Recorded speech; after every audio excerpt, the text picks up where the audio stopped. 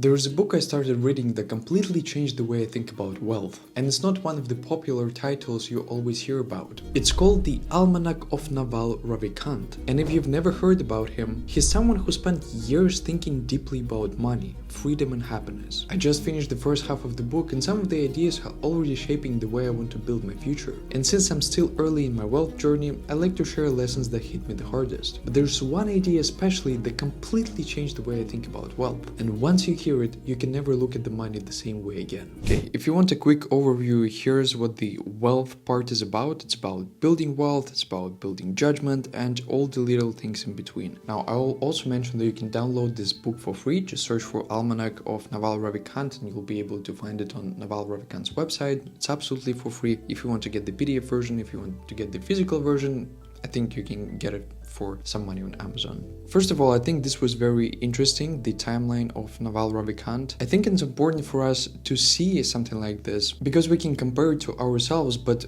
in a good way, not like social media stuff way. We can compare it to ourselves and see, okay, if that person achieved so many things by that age, then I'm probably also able to do that. It completely dissolves all the mental barriers that we have, or at least that I have, and something I would recommend you to do as well. Naval was born in India, his parents split, he didn't have a lot of money, and then he moved to United States. You can see that at the age 21, he graduated Dartmouth, where he studied computer science and economics, and at 25, he founded the first company. And then after that, he just went and did a lot of interesting things. Today, in 2025, Naval is 50 years old and he has a net worth of, I think, around $2 billion. Good results. So let's begin with how to get rich without getting lucky. Naval breaks this down in great detail. There are 3 levels of getting lucky. The very first kind of luck is it's just like winning a lottery, where it's literally luck. It's a random probability that happened, and the probability of it repeating is also very small. Like, you cannot replicate that. The second kind of luck is through persistence, through work. It's when you get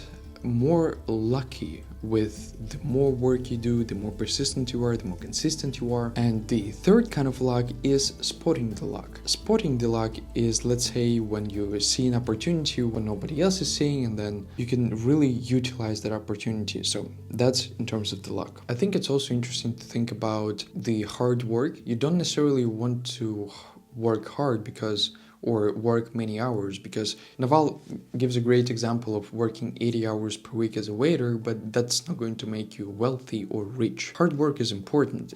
It's appreciated and it will bring you results, but you don't only want to work hard, you also want to work smart. And there are many levels to smart working, but one of the very important things is having leverage. If you have leverage, then you can work the same amount of time, but then you can accomplish like 10x or 100x or 1000x in the same amount of time. And the way you get this leverage is through specific knowledge. Specific knowledge is something you cannot learn in schools. It's what you learn when, let's say, like a professional talks to you one-to-one, or it's something that you discover when you love something. It's something that feels very easy for you, but it doesn't feel easy for other people. And whatever feels easy to you, you should probably explore that. Let's say you love to do something, and so that doesn't feel like work to you, but then it feels like work to other people. Or vice versa, it feels like play to somebody else and it feels like work to you. Well, that person is always going to win, because for you it's going to be work, it's going to be like tension and a little bit hard, or maybe very hard,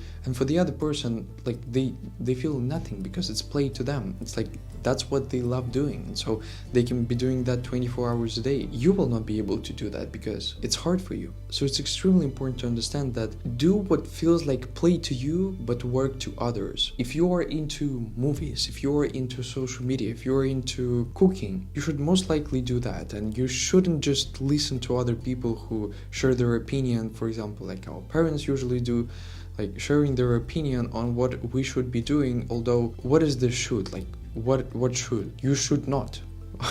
You know. Another very important aspect is to play long-term games with long-term people. I actually found this a lot to be very useful in my life. Is the life that I'm living right now is the choices that I made in the past. It's like hard choices now, better life later. I have to make hard choices now in order for the future to be better. That will also bring us to the next point, which is it's just going to take a lot of time. The compound interest takes time, but it compounds, like it's a geometrical progression. It will take a lot of time. Like people always ask how to get rich fast, but that doesn't work. It takes a lot of persistence, consistency, and a long time. The way to achieve this is to play long-term games with long-term people. Take on accountability. It's also a really good one, because if you say something and it happens, then people start to trust you. You sort of are building your brand in a way. Then because you will have sort of this audience that will be able to trust you and follow you, with that you can also build wealth. And also, you're not going to make wealth by just once again working as a waiter. The way to build wealth is to have equity in a business. Build it or buy it. And you can build your own business, or you can help others build businesses. And I like the way, I think Hormozy talks about this, but it might not be Hormozy exactly. Anyway, it's better to have a piece of a bigger pie than a very small full pie. So I think Jeff Bezos has like 10 or 20% of Amazon, but he's one of the richest people and his net worth is like 200-300 billion. He owns a small piece of a just ginormous pie.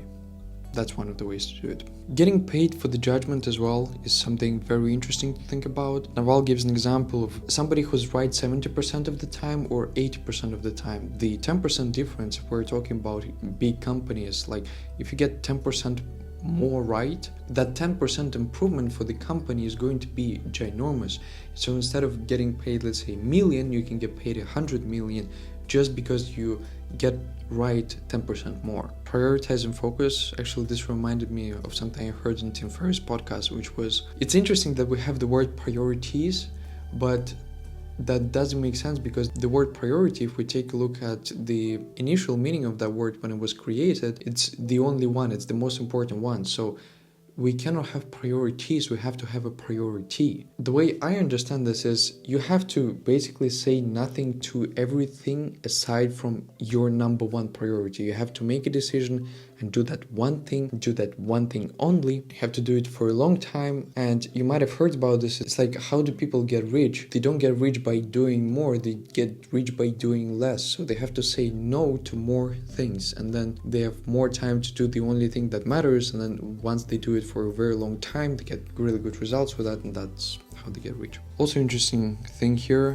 what is your definition of retirement? Retirement is when you stop sacrificing today for an imaginary tomorrow. When today is complete, in and out of itself, you're retired. Technically, you can get retired very early on. You can retire in your 20s, but it's hard to do it because, first of all, it's hard to know exactly what you want in your 20s, so you have to experiment and find exactly what you want, and then you have to spend a lot of time on that in order to, let's say, just in order for every day to be in and out of itself. I think this is a quote by Socrates, which is, give me a lever long enough and a place to stand, and I will move the earth. This can be broken down to a very long speech, but once again, if you have leverage, your leverage can be 1,000 times compared to somebody else. So if you spend, like, let's say 1 hour, you get done 1,000 times more than another person will be able to do. And there are many ways to achieve leverage. One is capital, the other one is workforce. So one is money,